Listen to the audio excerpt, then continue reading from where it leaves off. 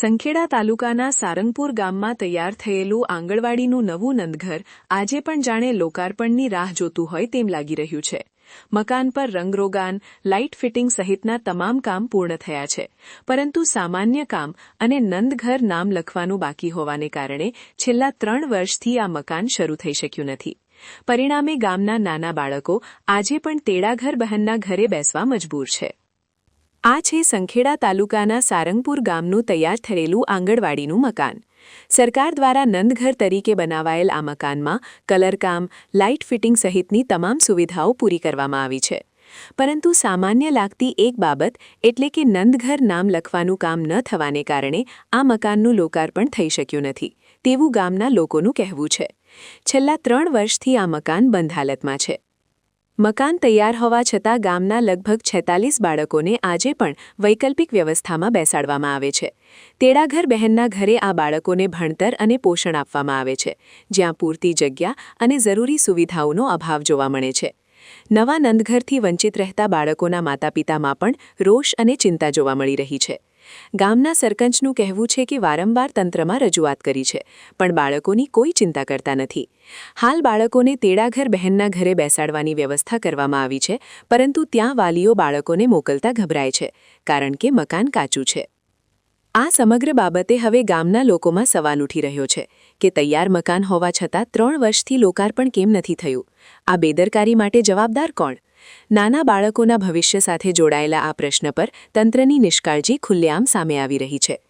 વાલીઓ દ્વારા વહેલી તકે નંદઘર શરૂ કરવાની માંગ કરવામાં આવી રહી છે.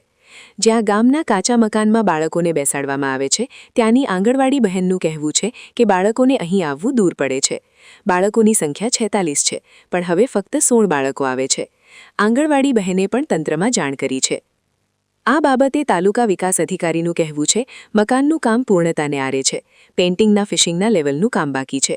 ગામ પંચાયતમાં ઘણા સમય સુધી વહીવટદાર રહ્યા, જેને લઈ સપોર્ટ મળ્યો ન હતો.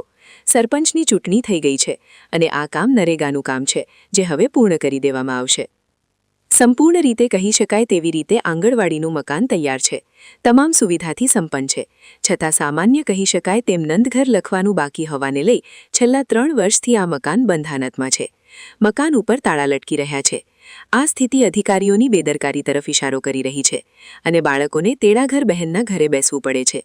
સરકાર એક તરફ નંદઘર જેવી યોજનાઓ દ્વારા બાળકોના સર્વાંગી વિકાસની વાત કરે છે, તો બીજી તરફ તૈયાર મકાન હોવા છતાં માત્ર નામના અભાવે બાળકો 3 વર્ષથી સુવિધાથી વંચિત રહે છે. હવે જોવાનું રહ્યું કે વાલીઓ અને ગામલોકોની માંગ બાદ તંત્ર જાગે છે કે પછી નંદઘરનું આ મકાન હજી વધુ સમય સુધી લોકાર્પણની રાહ જોતું રહેશે. આંગણવાડી બંધાઈ છે નવી, અને અત્યારે અમે તેરાગરના ઘરે બાળકો બેસાડીએ છીએ અને મારા 16 બાળકો છે, એટલે અમે તેરાગરના ઘરે બેસાડીએ છીએ. અહીંયા બેસાડો છો તો શું તકલીફો પડે છે તમને? અહીં ઘણી તકલીફ પડે છે, કારણ કે અહીં બાળકો વહેલા આવતા નહીં, દૂર પડે છે, અને અમારે હોય તકલીફ પડે છે, કારણ કે અમે હોય ચાર્જમાં છે, અહીં કાર્યકર નહીં, તેરાગર પણ નહીં. એટલે અને જે નવું મકાન બને છે કેટલા સમયથી બને છે?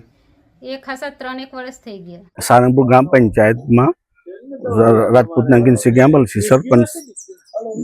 3 વર્ષથી બાલવાડી ચાલે છે, પણ 3 વર્ષથી કામ જ અધૂરું. કોઈ કલર બાકી છે, નામ નથી લખાયું, આ બધું. અને અત્યારે જે બાળકો તેડાઘરના ઘરે બેસે છે, કાચા મકાનમાં બેસે છે બાળકો, અને જમ બને તો કમ્પ્લીટ થાય એવું હું ઈચ્છું છું. મારો બાળકો જલ્દી અહીં બેસે. કામગીરી બિલકુલ બોગસ છે અંદર. બસ આ કમ્પ્લીટ થવું જોઈએ મારે.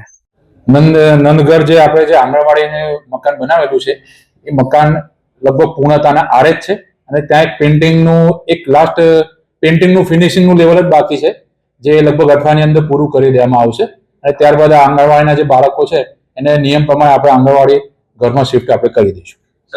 આમાં જે તે વખતે લગભગ 2-2.5 વર્ષ સુધી જે વહીવટદારો રહ્યા, એના કારણે જે ગામમાંથી જે પૂરતો સપોર્ટ જે મળવો જોઈએ એ મળી શક્યો ન હતો, જેના કારણે હવે સરપંચોની ચૂંટણી થઈ ગઈ છે અને સરપંચ મારફતે જ નરેગામાં આ કામગીરી થાય છે.